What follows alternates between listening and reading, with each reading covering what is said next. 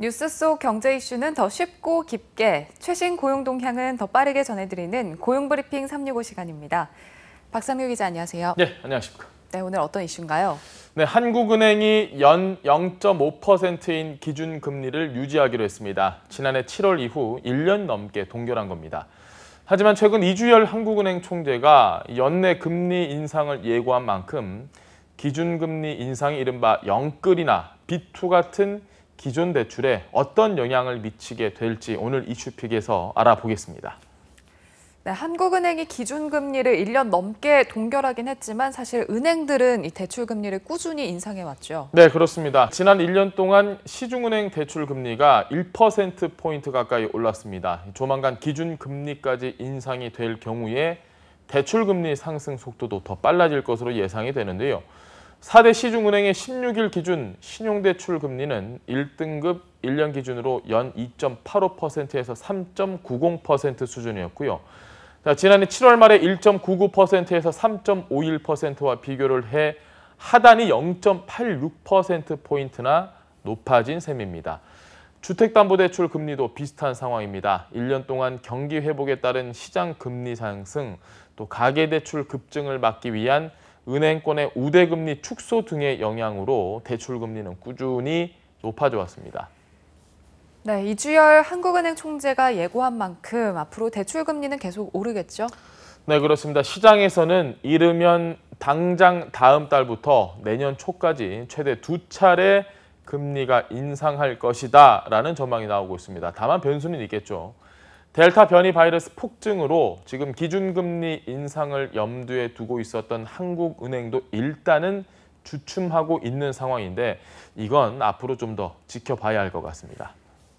네, 금리가 오르면 당연히 빚을 갚는 부담이 늘어날 수밖에 없는데 그동안 빚으로 버텨온 자영업자들의 고민은 더욱 커질 수밖에 없을 것 같아요. 네, 그렇습니다. 지금 자영업자들이 받은 대출 규모를 좀 살펴보면요. 빚을 포함해서 올해 3월 말 기준 자영업자 245만여 명이 받은 대출 규모는 831조 8천억 원이나 됩니다.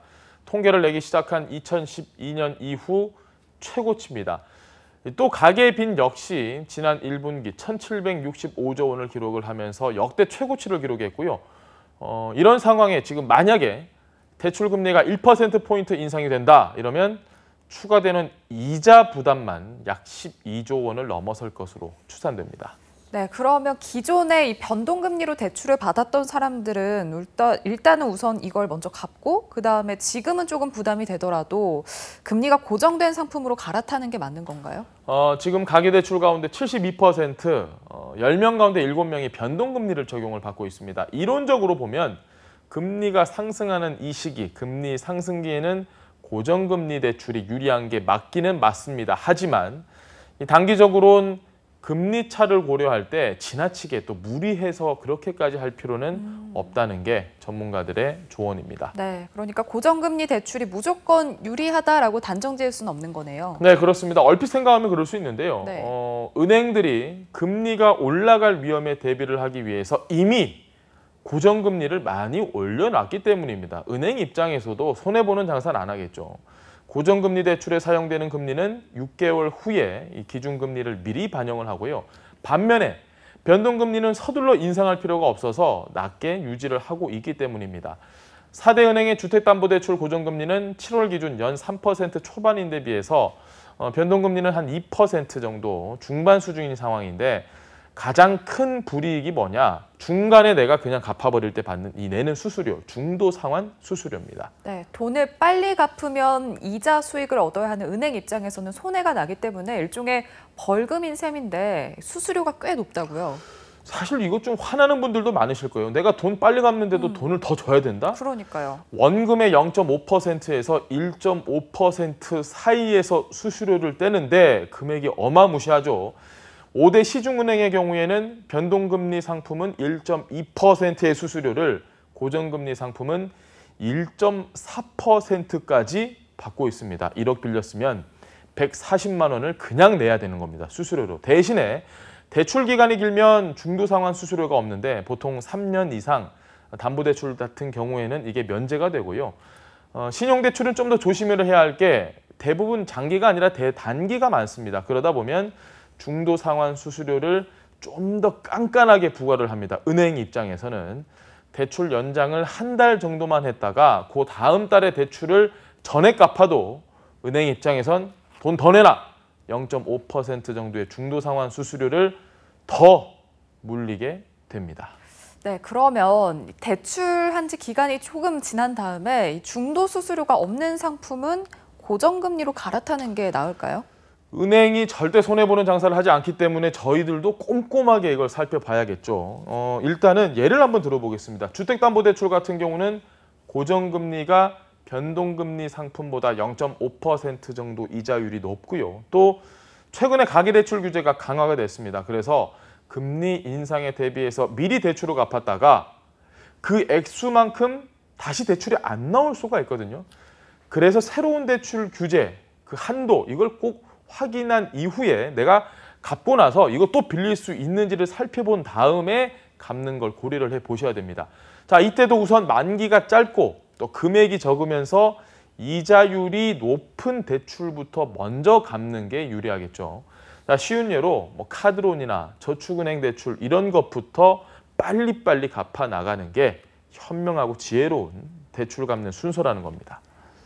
네, 매달 돈 들어갈 곳이 빠듯한데 이럴 때 대출 금리가 갑자기 오르면 힘들 수밖에 없을 텐데요. 이런 부담을 좀 낮춰주는 대출 상품은 없을까요?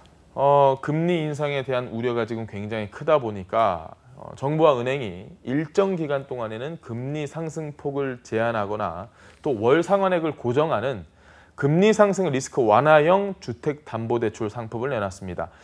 기존 대출에다가 금리 상한을 제한하는 특약을 거는 거라 이렇게 생각을 하시면 쉬울 텐데요.